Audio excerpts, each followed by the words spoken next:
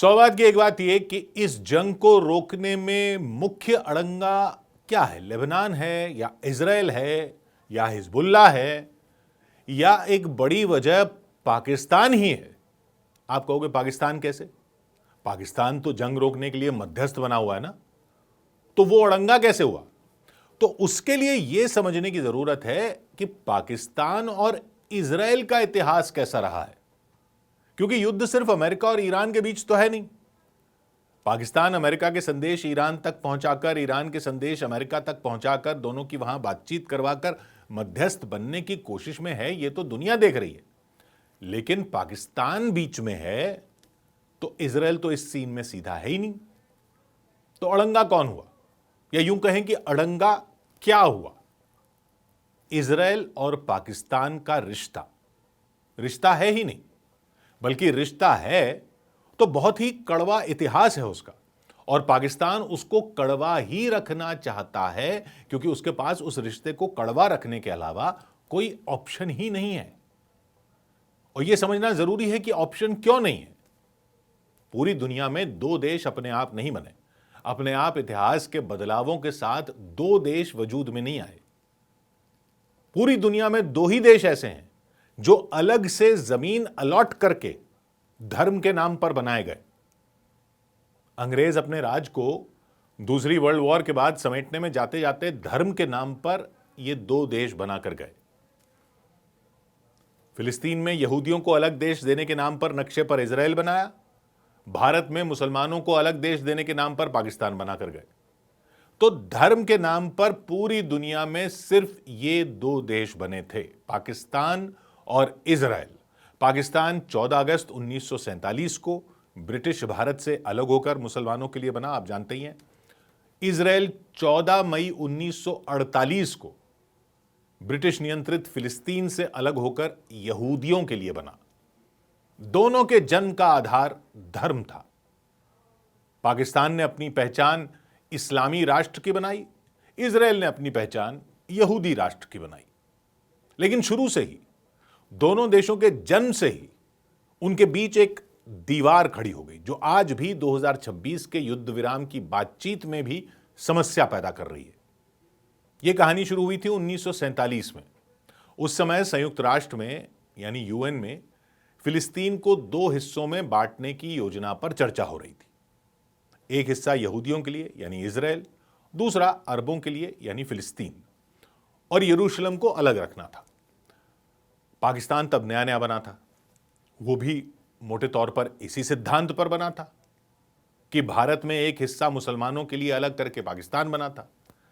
लेकिन वो सिद्धांत जिन्ना ने इजराइल के लिए नहीं माना। यूएन में खुद तो मुसलमानों के लिए धर्म के आधार पर देश मांग रहे थे, लेकिन यहूदियों के लिए इजराइल बनाने की योजना का उन्होंने यूएन में विरोध कर दिया था। मोहम्मद अली जिन्ना ने साफ फैसला लिया कि पाकिस्तान फिलिस्तीन से अलग करके इजराइल बनाने का विरोध करेगा। टू नेशन थ्योरी का वहां विरोध कर दिया उन्होंने। यहां पाकिस्तान टू नेशन थ्योरी पर ही बना था, वहां विरोध कर दिया। पाकिस्तान के विदेश मंत्री होते थे सर जफरुल्लाह खान।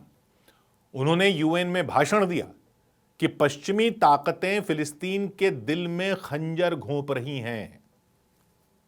देश को ऐसे नहीं बांटा जाना चाहिए, किसी देश को ऐसे नहीं बांटा जाना चाहिए। मतलब भारत ऐसे बांटा जाना चाहिए था, लेकिन फिलिस्तीन ऐसे नहीं बांटा जाना चाहिए।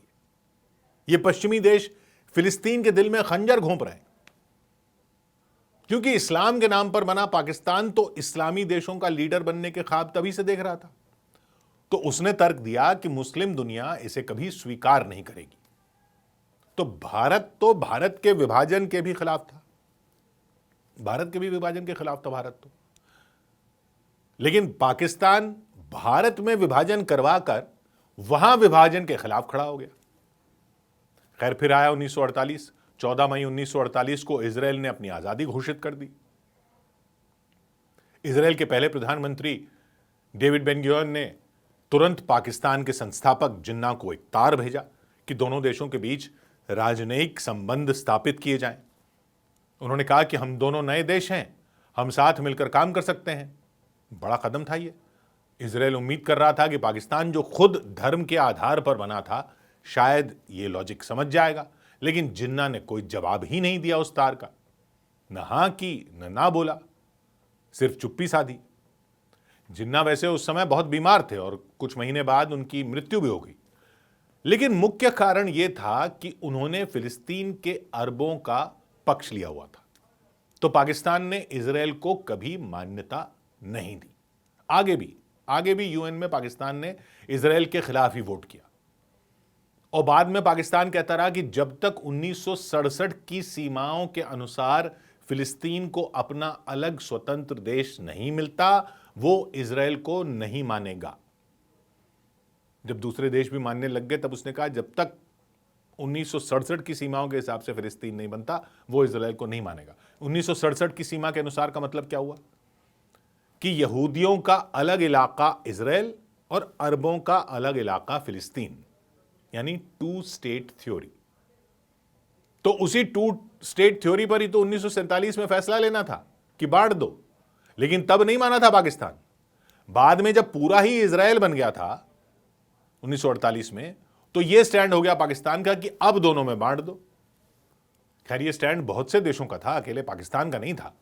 लेकिन पाकिस्तान की बात इसलिए अलग हो जाती है क्योंकि वो तो खुद इसी आधार पर बना हुआ देश था, टू नेशन थ्योरी पर बना हुआ देश था।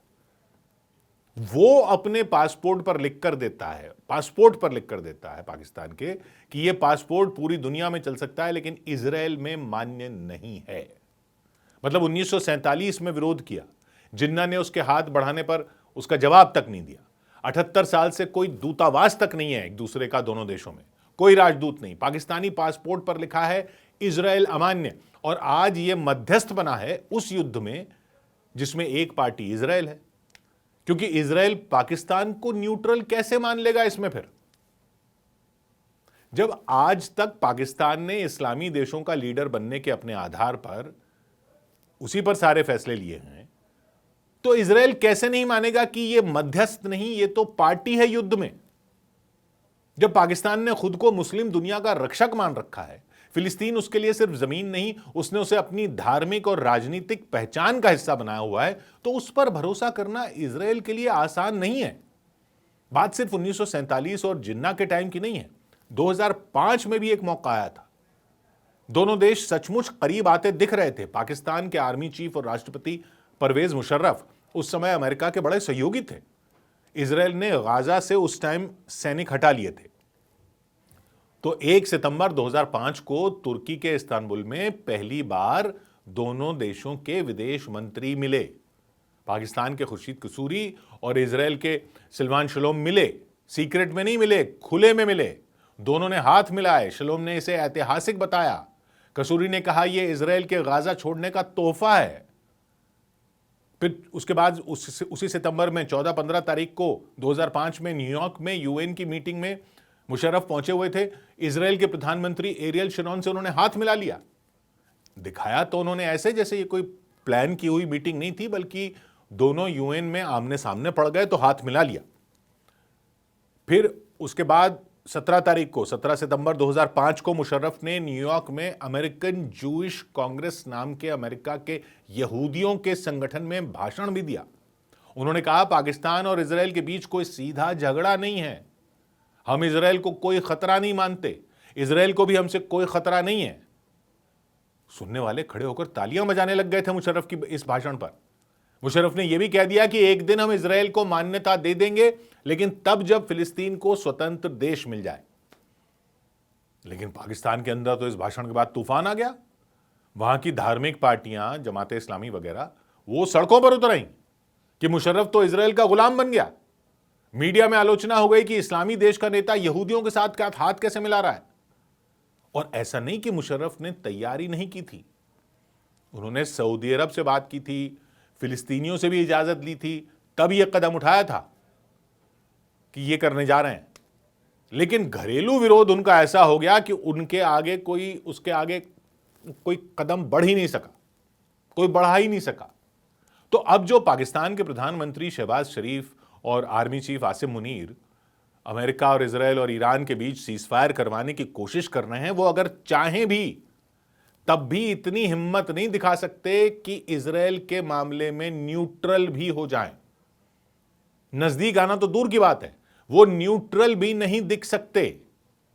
नहीं तो जो उन्होंने अपनी जनता को जिन्ना के टाइम से पट्टी पड़ाई हुई है, वो जनता ही उन्हें नोच खाएगी। मुशर्रफ ने थोड़ी सी ही कोशिश की थी तो उसके बाद से उनकी ताकत ही खत्म होती चली गई थी पाकिस्तान में।